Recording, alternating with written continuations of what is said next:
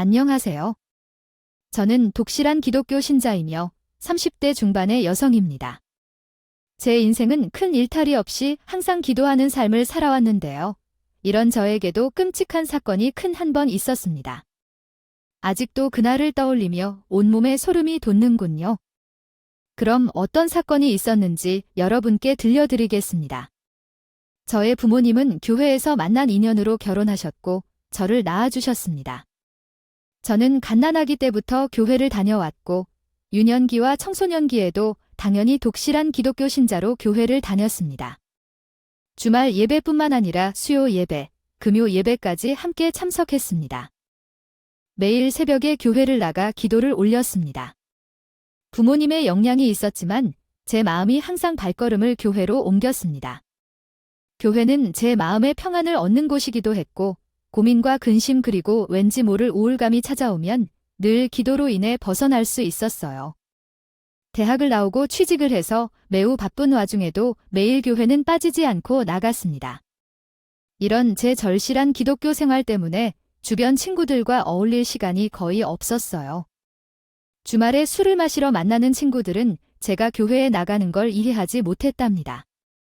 그래서 그 흔한 소개팅도 해보지 못하고 지냈어요. 부모님께서는 항상 저희 가족과 같은 기독교 신자와만 만나야 한다고 강요하셔서 언젠가는 절실한 믿음을 지닌 남자를 만날 것을 믿으며 살아왔습니다. 제 교회에는 남성들이 많았지만 제 눈에 띄는 사람은 없었습니다. 모두 어릴 적부터 교회에서 만난 친구들이어서 남자로서는 보이지 않았거든요. 그래서 새로 들어온 남성 성도들을 주의 깊게 살펴보았는데 제 마음을 움직이는 경우가 한 번도 없었습니다. 그 가운데 제게 편지나 쪽지를 주며 고백하는 남자들은 있었지만 모두를 거절하고 제가 원하는 이상형의 남자를 기다렸습니다. 그렇게 30 즈음에 매일 새벽에 기도를 하러 나오는 청년을 알게 되었습니다. 그는 주말 예배에 나오지 않고 새벽에만 나와서 눈물로 기도를 하고 돌아갔습니다. 마음속에 어떤 근심이 그렇게 많은지 오열하듯이 하며 기도를 하더라고요.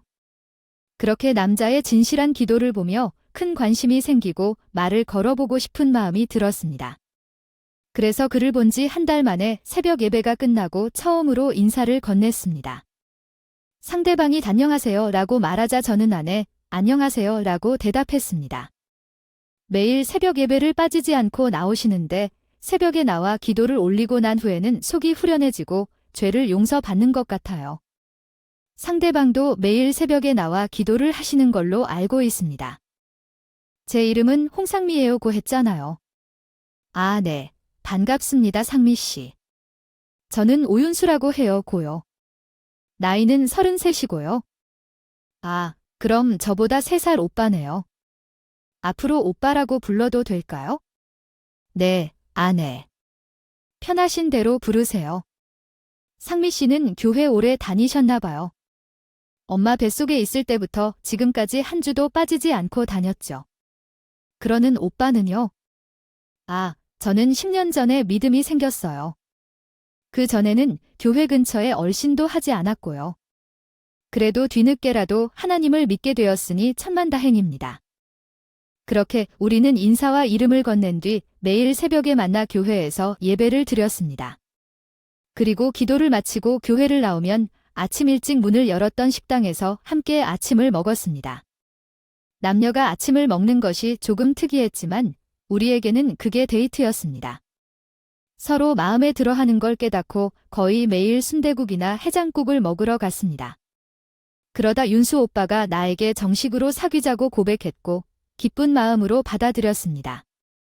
오빠의 직업은 조각가였는데 사귀고 나서야 알게 된 것이었는데 인물의 흉상이나 동물의 모습을 그대로 재현하는 예술가였다고요. 오빠는 저희 얼굴을 조각해주겠다며 작업실로 데려갔습니다. 몇 시간 동안 제 얼굴을 보고 목재 덩어리를 아름답게 조각했습니다. 나중에 완성작을 보니 너무 놀라웠고 저에게 있는 작은 주름 하나까지 놓치지 않고 조각을 했는데 거울을 보는 기분이었습니다. 이런 재능을 가진 사람이 제 남자친구라는 게 너무나도 자랑스러웠어요. 오빠는 조각가로 조금의 유명세를 떨친 사람이라서 전시회를 열기도 했습니다. 남자친구의 아픈 점이 하나 있었는데 그건 부모님이 어릴 적 돌아가셔서 기댈 것 없는 혈연 단신이라는 겁니다. 친한 친구도 하나 없어서 외로운 시간을 오랫동안 보냈다고 하더라고요. 오빠는 그 외로움을 달래기 위해 혼자 오랜 시간 동안 보낼 수 있는 조각을 시작했다고 합니다. 그러한 상황을 듣자 오빠에게 기댈 수 있는 존재로 제가 되기를 바랐습니다. 그는 매일 새벽에 교회에 나와 울면서 기도를 했는데 그렇게 많은 눈물을 흘리는 이유가 무엇인지 궁금해서 물어보기로 했습니다. 오빠, 매번 그렇게 서럽게 울면서 기도하는 이유가 뭐야? 가슴에 무슨 현이라도 맺힌 것 같단 말이야. 하니, 맺힌 게 아니라 과거 나의 잘못이 용서받고 싶어서 그래요? 과거의 잘못이라고 오빠가 무슨 죄라도 진 거야? 사고라도 쳤어. 아니요, 큰 일은 아니고 그냥 방황했던 날들이 떠올라서 그랬어. 그때는 하느님을 만나기 전이라 막 살았거든. 정신 차려보니 내가 심하게 망가져 있더라고. 어이구, 세상에 방황하지 않은 사람이 어디 있다고 그래? 오빠는 가만 보면 마음이 여리고 세심한 것 같아. 그래서 조각가가 되었겠지? 내가 요리라고 살면서 그런 말은 처음 들어본다. 오빠, 그리고 왜 과거 이야기를 안 해줘? 고아원에서 어떻게 자랐는지, 성인이 돼서는 무슨 일을 하다가 조각가로 변신했는지 말이야. 난 오빠에 대해 모든 걸 알고 싶단 말이야. 그러자 윤수 오빠는 코로 길게 한숨을 쉬며 의미심장한 미소를 짓었습니다. 말해봐야 속만 상할 것 같아. 그냥 조금 어두웠던 시절을 보낸 거라 생각해줘. 에이, 난 오빠의 어두운 면도 듣고 싶은데 할 수 없지. 오빠가 숨기고 싶다면 내가 모른 채 해야지. 고마워 상미야. 그리고 내가 교회를 나오게 된 것이 널 만나기 위해서 온 것 같아. 하나님이 운명의 상대를 만나게 주려고 인도한 것 같다고. 입에 침이나 바르고 말해라. 진짜야? 내 인생은 널 만나기 전과 후로 나뉜다고. 난 너 없었으면 평생 괴로워하면서 살았을 거야. 하늘 아래 내 편이 하나도 없다는 것이 얼마나 불행한 일인지 알아? 난 앞으로 상미에게 모든 것을 줄 거야. 이 말을 꼭 지켜. 나중에 사랑이 식어서 나에게 계란 짜증이라도 보이면 무조건 끝장을 볼 줄 알아? 그런 일이 결코 없을 거야. 그러니까 지켜봐줘. 그렇게 우리는 점점 더 깊은 우물 속으로 빠져들며 사랑했고, 우리 말고는 다른 사람은 눈에 보이지 않았다. 그러던 한날, 평일 오후에 일찍 퇴근하는 길을 인도를 걸고 있었을 때, 병원 상가에서 윤수 오빠가 나오는 걸 보았다. 나는 한 달 만에 가서 오빠를 불러왔다. 세우다 오빠, 어디 아픈 곳이야? 병원에 왜 왔어요? 제 물음에 오빠는 몹시 당황했고, 그게 어찌 된 일이냐며 몸살이 어찌나 심해 병원에 가지 않았냐고 의심했습니다. 오빠는 몸살이 있어서 병원에 갔다가 사람이 너무 많아서 그냥 나왔다고 했습니다. 여름에 몸살에 걸린 게 문제라며 더디 아파? 이마가 어때? 거부당했습니다. 왜 그래요? 물으니 너한테 옮을까 봐 그렇지 라고 대답했습니다. 약을 사러 약국에 가야겠어요. 잠시 기다리세요 하며 피했습니다. 무슨 거짓말을 하다가 들킨 사람처럼 어색한 행동을 보이며 오빠의 행동을 의심했습니다. 얼굴이 시뻘개지기도 했어요. 잠시 후 약봉제를 들고 나온 오빠는 아무 일도 없다는 듯이 제 손을 잡아주었고 인도를 걸어 우리 집까지 바래다 주었습니다. 오빠는 하나도 아프지 않아 보였지만 집에 가서 쉬겠다며 발걸음을 돌려 자기 집으로 떠났어요. 한편 부모님은 교회 사람과 연애를 한다는 사실에 매우 기뻐하셨어요. 부모님도 교회를 다니며 인연이 된 만큼 저와 윤수 오빠의 만남을 굉장히 좋아하셨답니다. 상미야, 인사랑 잘 만나고 있니? 그 청년을 보면 볼수록 마음에 들어. 새벽 예배를 한 번도 빠지지 않고 나오고 있었느냐에 대해 그리고 요즘은 주변 예배도 나오더라고 해요. 이제 성가대만 하면 딱일 것 같은데 상미야. 내가 한번 부추겨봐. 엄마, 오빠, 음치야. 내가 같이 노래방에 가봤는데 성가대에 들어갈 실력은 되지 않는다고 윤수가 못하는 것도 있다니 의외인데.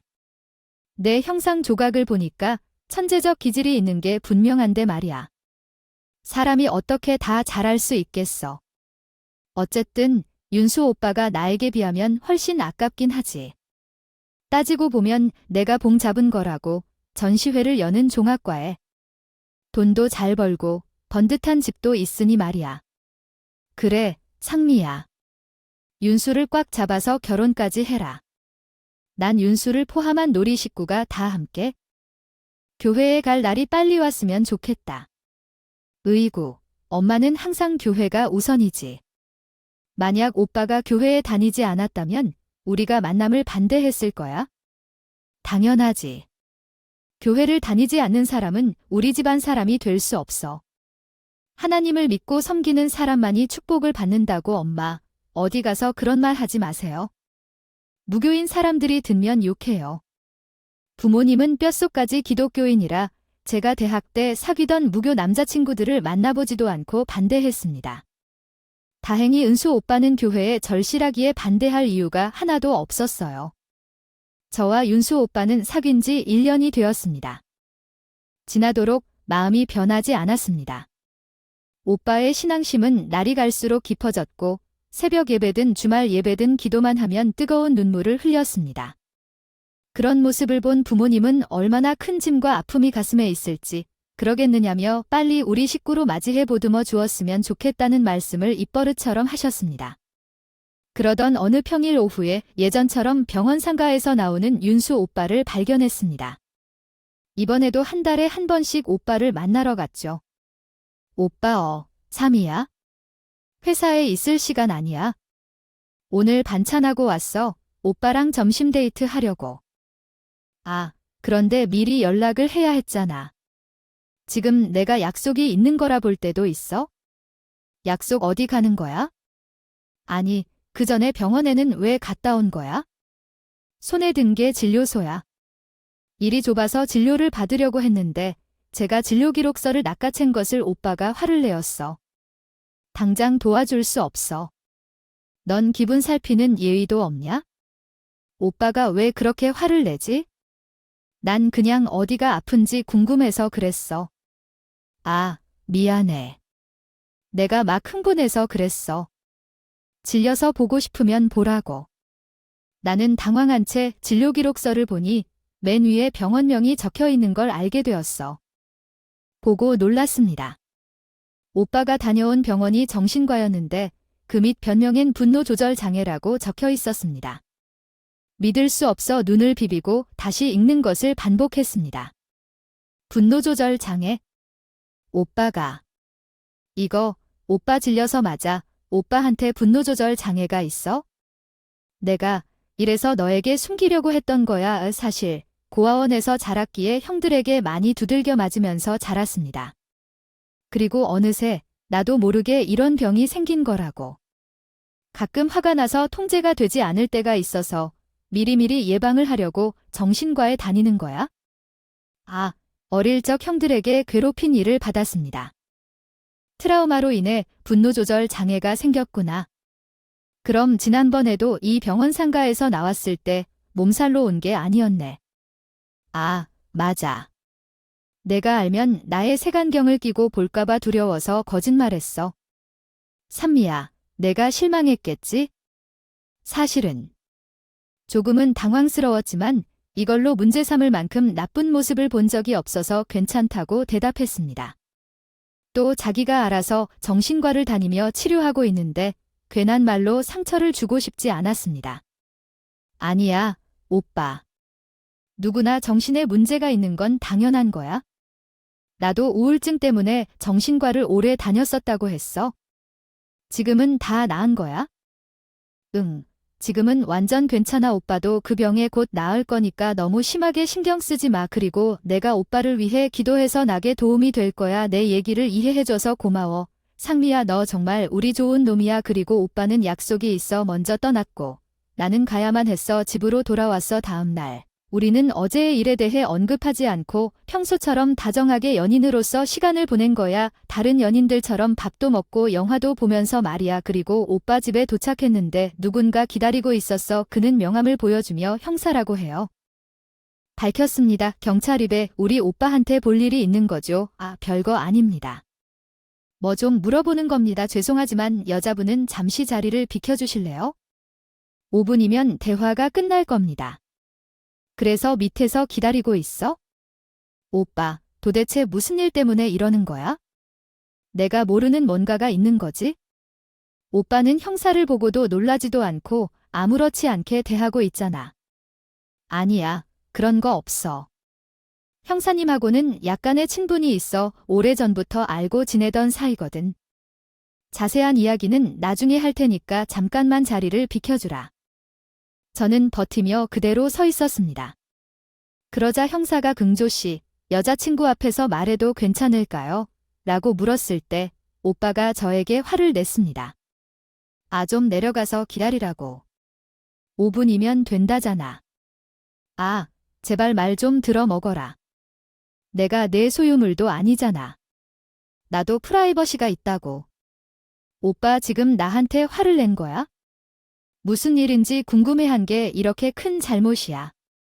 넌 내 사생활에 왜 이렇게 참견을 많이 하냐? 내가 형사님과 알고 지내면 안 되는 거야? 그만 집착되고 나가 있으라고 하는데 순간 오빠가 너무 무서워서 바로 떠났습니다. 집으로 돌아갔어요. 아무리 생각을 해봐도 내가 잘못한 게 뭔지 모르겠었어요. 그리고 오빠의 분노 조절 장애를 직접 보니 처음으로 계속 그를 만나도 괜찮을까 고민이 생겼어요. 다음 날 윤수 오빠가 저를 찾아와 어제의 일을 사과하며 저를 달래주려고 했는데 저는 이를 거절했어요. 용서도 모르고 하루 가는 걸 못 이해하겠으니 그만 돌려보내달라고 했죠. 그리고 다음 날 새벽에 교회에 갔는데 오빠가 여느 때처럼 눈물을 흘리며 기도하고 있었어요. 도무지 오빠라는 사람의 본 모습이 어떤지 헷갈리더라고요. 그래서 저는 오빠 뒤에 앉아 기도 소리를 듣기로 했어요. 어떤 기도를 하면서 눈물을 흘리는지 궁금해서 하나님 사랑하는 여인에게 이유도 없이 화를 냈습니다. 이 어리석은 행동을 용서해 주세요. 나에게 유일한 사랑이자 가족은 상미뿐입니다. 그녀를 나로부터 빼앗지 말고 영원히 내 곁에 두십시오. 아멘. 오빠가 의문을 품으며 드린 기도의 내용은 정확히 나를 가리키고 있었습니다. 얼마나 미안했는지를 눈물과 콧물을 닦으며 끝없이 기도하고 있었습니다. 그때 기도하는 오빠의 가슴이 감동적이면서도 숨이 쉬어졌고 나는 오빠의 등을 가볍게 치켜서 말했다. 오빠, 나에게 잘못을 저질렀던 걸 기도하고 있던 거야. 모두 다 들었어. 맞아. 내가 날 버리고 떠날까봐 두려워서 하나님께 기도했어. 상미야, 내가 잘못했어. 나한테 있는 분노 조절 장애를 어떻게 해서든 고쳐볼게. 그러니까 한 번만 봐주라. 나중에 또 그렇게 무서운 표정으로 화내면 진짜 도망간다. 응, 앞으로는 절대 그런 일 없을 거야. 그렇게 오빠의 기도로 저는 용서하고 화해를 했습니다. 그리고 새벽 예배가 끝나자 오빠가 주머니에서 주섬주섬 무언가를 꺼내어 저에게 건네주었습니다. 그건 바로 청혼 반지였답니다. 한쪽 무릎을 꿇고 진심으로 사랑한다며 자기의 아내가 되어달라고 부탁했어요. 멋지게 프로포즈를 했던데요. 저는 조금도 망설이지 않고 오빠의 청혼을 받아들이고 결혼을 약속했어요. 오빠의 부모님이 계시지 않아서 우리 친정 부모님과 식사하는 자리를 가졌습니다. 멋진 한식당에서 네 사람들이 다 모여 앉아서 대화를 나눴어요. 엄마는 궁금한 게 많았는지 질문을 많이 던져주셨어요. 윤수야, 우리 교회 오기 전에는 어디서 신앙생활을 했니? 청주야. 거기서 10년 정도 살았다가 서울로 올랐지? 아, 청주. 거기 내 고향이야. 반가워. 교회 이름이 뭐야? 아마 내가 아는 곳일 수도 있겠다. 기억이 잘 안 나네요. 10년 동안 다녔던 교회 이름을 잊어버렸다니. 아들은 사실 그때는 지금처럼 열심히 신앙생활을 하지 않았다고 하더라고요. 말하자면 헛된 날 망상만 하고 살아왔다는 말씀이군요. 그러다 보니 교회 이름도 기억 안 날 수도 있겠네요. 그렇군요. 그럼 계속해서 방황하며 살다 온 거라는 뜻인가요? 아니요. 조각은 청주에 갔을 때 시작했어요. 인순이 씨는 36살이니까 조각을 시작하기 전에 대학을 다닌 것 같군요. 아, 어머님, 저는 대학을 다니지 못했어요. 고아로 살면서 그런 여유가 없어서 그랬어요. 실망하셨죠? 죄송합니다. 엄마는 손을 내저으며 아니야? 그 꼰학력이 뭐가 중요하다고 그럼? 조각하기 전에는 방황을 한 거구나. 그래서 매일 새벽마다 그때를 떠올리고 기도를 하는 거지라고 질문을 이어가셨습니다. 맞습니다. 제 과거를 돌아보면 죄인 그 자체였던 것 같아요. 나태하고 한심한 삶을 산 것 같습니다. 누구나 어릴 때는 그런 방황을 하는 법이야. 그런데 자네가 기도하는 걸 보면 진짜 충격적인 사고를 친 것 같아 보여. 혹시 우리가 모르는 뭔가가 있는 건 아닌지 그러요? 젊은 날의 방안뿐인지 걱정하지 않으셔도 됩니다. 그래. 연수, 너 믿어. 너의 신앙심도 깊고 우리 딸 상미에게 진심으로 전하고 사랑해주니까 결혼한달 이유가 없다. 두 사람이 잘 어울려. 그럼 결혼을 허락해 주시는 건가요? 응, 우리는 윤수에 대해 한 번도 반대한 적이 없어. 그러자 윤수 오빠가 눈물을 흘리며 부모님께 큰 절을 올렸습니다. 감사합니다. 어머니, 아버님. 저런 부족한 사람을 받아주셔서 진심으로 감사합니다. 앞으로 잘 하겠습니다. 상미에 대해서도 부모님들에 대해서도요. 엄마는 자리에서 일어나서 오빠를 일으키려 했습니다. 이게 뭔가 좋은 날 울면 어떡해. 우리도 자네한테 더 잘해줄 테니 한 가족이 되어 잘 살아보자고. 오빠는 한참 동안 울다가 겨우 웃음을 되찾았습니다. 그리고 결혼식 날짜를 찾게 되었습니다. 신혼집은 오빠의 노력으로 아파트를 마련하기로 했고 혼수는 우리 부모님께서 준비해 주시기로 했습니다. 그래서 우리는 본격적인 결혼 준비에 들어갔습니다. 먼저 오빠의 신혼집을 구경하러 여기저기 돌아다녔습니다. 요즘은 거의 신축 아파트가 준비되어 있어 예쁜 집이 없더라고요.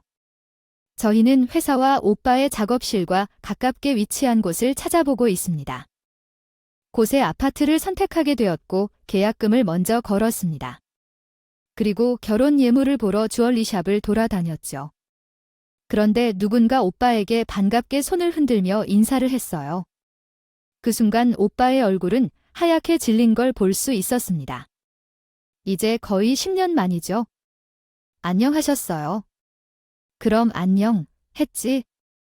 나는 리더기 승진까지 해서 승승장구했어. 지금은 경감인데 요 경감이라는 말을 듣자 경찰관이라는 걸 알 수 있었습니다. 지난번에도 오빠 집 현관 앞에서 기다리던 형사가 떠올랐어요. 예비 남편이 경찰과 무슨 연결고리가 있는지 엄청 궁금했습니다. 형사님, 오늘은 제가 바쁜 일이 있어서 이만 가볼게요. 윤수 옆에 여자친구가 있어요. 혹시 결혼할 예정인가요? 네, 결혼할 예정이에요. 그럼 나한테 소개해줘야 하지 않나요? 아니야. 상미야, 여기는 나에게 많은 도움을 준 형사님이에요. 안녕하세요. 오빠랑 결혼할 여자친구입니다. 아, 그러시는군요. 그런데 윤재가 어떤 친구인 줄 알아요? 결혼할 거예요. 형사는 의심의 말을 통해 자유로운 기분을 망치는 말투로 말했습니다. 형사님, 제 남편이 무엇을 잘못했나요? 왜 그렇게 무시하는 태도로 말씀하시는 거예요? 윤수 씨가 너무 편해서 그랬어요. 아무튼 결혼 잘하시고 행복하게 사세요. 그리고 인수야, 형한테 청첩장 보내라. 축의금 두둑하게 할 테니까 말이에요. 형사는 시종일관 재수 없는 태도로 말해왔었는데 유유히 사라졌어요. 저는 그 형사가 마음에 들지 않아서 오빠에게 누구냐고 물었습니다.